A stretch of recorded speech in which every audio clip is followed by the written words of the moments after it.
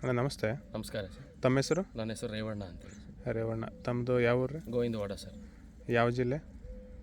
ಅನಂತಪುರ ಜಿಲ್ಲೆ ಸರ್. ಅನಂತಪುರ ಜಿಲ್ಲೆ, ಆಂಧ್ರ ಪ್ರದೇಶ. ತಾವು ಮೆಣಸಿನ್ಕಾಯಿ ಎಷ್ಟು ವರ್ಷದಿಂದ ಮಾಡ್ತಾ ಇದ್ದಾರೆ? ಸರ್ ಒಂದು 7-8 ವರ್ಷದಿಂದ. 7-8 ವರ್ಷದಿಂದ ಮಾಡ್ತಾ ಇದ್ದಾರೆ.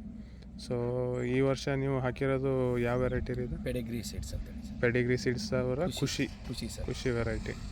ಸೊ ಸರ್ವೇಸಾಮಾನ್ಯವಾಗಿ ನೀವು ಬೇರೆ ವೆರೈಟಿ ಕಂಪೇರ್ ಮಾಡಿದ್ರೆ ಹಾಂ ಸರ್. ಇವಾಗ ಈ ಖುಷಿ ಹಾಕಿರೋದಕ್ಕೆ ನಿಮಗೆ ಏನು ಚೇಂಜಸ್ ಅನ್ನಿಸ್ತದೆ?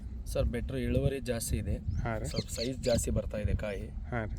ಆಮೇಲೆ ಮ್ಯಾಗ್ನಿಂದ ಕೆಳವರೆಗೂ ಒಂದೇ ಸೈಜ್ ಸಿಗುತ್ತೆ ಸರ್. ಒಂದೇ ಸೈಜ್ ಸಿಗುತ್ತೆ, ಒಂದೇ ಕೈ ಸಿಗುತ್ತೆ. ಸೊ ಸರ್ವೇಸಾಮಾನ್ಯವಾಗಿ ನಿಮಗೆ ಇಳುವರಿ ಇದರಿಂದ ನೀವು ಒಂದು ಎಕರೆಗೆ ಎಷ್ಟು ಎಕ್ಸ್ಪೆಕ್ಟ್ ಮಾಡ್ಬೋದು ಸರ್? 20-25 ಸರ್. ಸೊ ಬಿಳಿಕಾಯಿ ಕಾಣೋದು ಏನು ನಿಮ್ಗೆ ಕಾಣುತ್ತೆ ಇದರಲ್ಲಿ? ಜಾಸ್ತಿ ಇಲ್ಲ ಸರ್, ಅಷ್ಟೊಂದು ಬರಲ್ಲ ಸರ್. ಬಿಳಿಕಾಯಿ ಬರಲ್ಲ ಸರ್. ಸೊ ಇಲ್ಲಿ ನಾವು ನೋಡಿದ್ರೆ ಯಾವುದೇ ಕಾಯಿಗೂ ನಮ್ಗೆ ಬಿಳಿಕಾಯಿ ಸಮಸ್ಯೆ ಕಾಣಲ್ಲ ಸರ್.